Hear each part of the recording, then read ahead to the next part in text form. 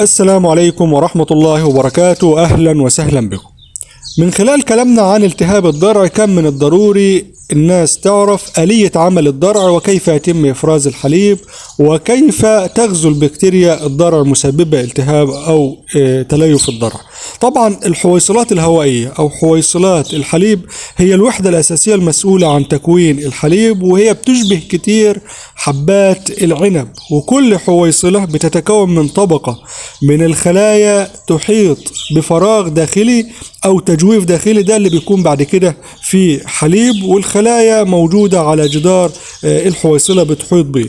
هذه الخلايا الصغيرة تقوم باستخلاص المواد الغذائية من الشبكة الدموية أو الأوعية الدموية المحيطة بها، يعني بتستخلص مكونات الحليب من هذه الأوعية الدموية لتصنيع الحليب. بعد كده بيحيط بالأوعية الدموية دي والخلايا الصغيرة ديت طبقة من الخلايا العضلية المسؤولة عن انقباضات الحويصلات الهوائية لإفراغ الحليب فيما بعد. بيتحكم في الخلايا العضلية ديت هرمون اسمه هرمون الأكسيتوسين. بيتم إفراز هرمون الأكسيتوسين من خلال الغدة النخامية، أو بالتحديد الفص الأمامي من الغدة النخامية في الدماغ، بتفرزه هو هرمون تاني اسمه هرمون البرولاكتين المسؤول عن تصنيع الحليب. علشان كده بنوصي بإعطاء هرمون الأكسيتوسين لتحفيز العضلات ديت من أجل الضغط على الحويصلات الهوائية وإفراغ الحليب. في حالات التهاب الضرع مثلا بنعوز نفرغ الحويصلات الهوائية من الحليب الملوث بالبكتيريا لإحلال حليب تاني جديد نظيف مكانه.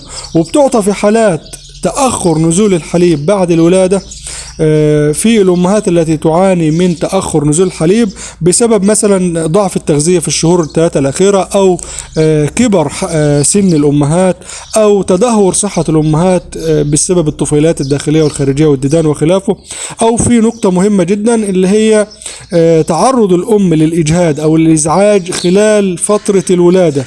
وقت الولادة لما الأم تتعرض للإزعاج قد تفرز الأم هرمون الأدرينالين، خاصة السلالات اللي هي الجبانة شوية اللي هي بتخاف من البشر زي البرقي، قد تفرز الأم هرمون الأدرينالين. الهرمون ده بيمنع إفراز الحليب. كده بعد الحويصلات الهوائية ما تصنع الحليب بينزل الحليب في قنوات الحليب، وبعد كده بيتجه إلى صهريج الضرع أو خزان الضرع. بعد كده عن طريق الامتصاص بيتم نزول الحليب من خلال الحلمة.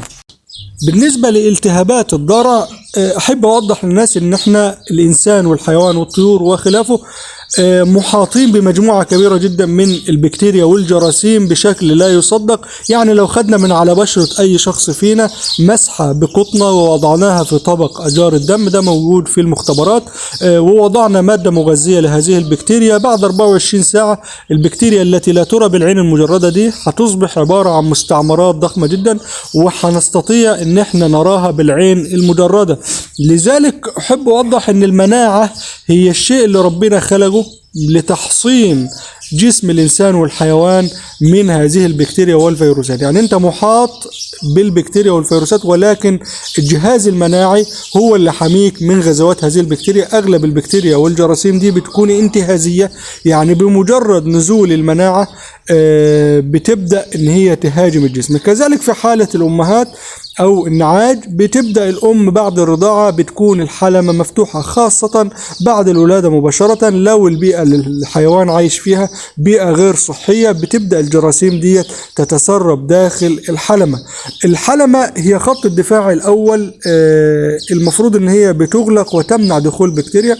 كذلك بيتم إفراز مادة شمعية اللي هي اسمها الكيراتين، بتشبه كتير الشمع اللي موجود داخل الأذن. الكيراتين ده برضو بيساعد على إغلاق أو تأكيد إغلاق الحلمة ومنع دخول أي بكتيريا. ولكن بعد الرضاعة زي ما قلنا الحلمة بتكون مفتوحة لفترة، في بعض الحالات وبعض النعاج قد تكون مفتوحة لمدة تصل لساعتين، وبالتالي بتكون عرضة للغزو البكتيري. طب لو البكتيريا دخلت الحلمة، هنا في اللي هي المناعة، اللي هو خط الدفاع الثاني، الاستجابة المناعية. بيبدأ الجسم في إرسال الخلايا الجسدية وخلايا الدم البيضاء لمحاربة أو لتدمير الكائنات الحية الدقيقة اللي دخلت للضرع، وهنا الموضوع بينتهي والنعجة بتكمل لو مناعتها قوية.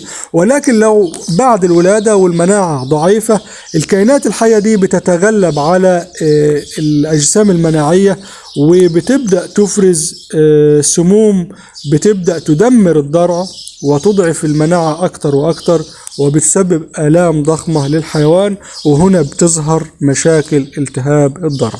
ده اللي عاوزت أوضحه لحضراتكم النهاردة. يا ريت لو الفيديو عجبك تشترك في القناة وتفعل زر الجرس وتدعمنا بلايك. والسلام عليكم ورحمة الله وبركاته.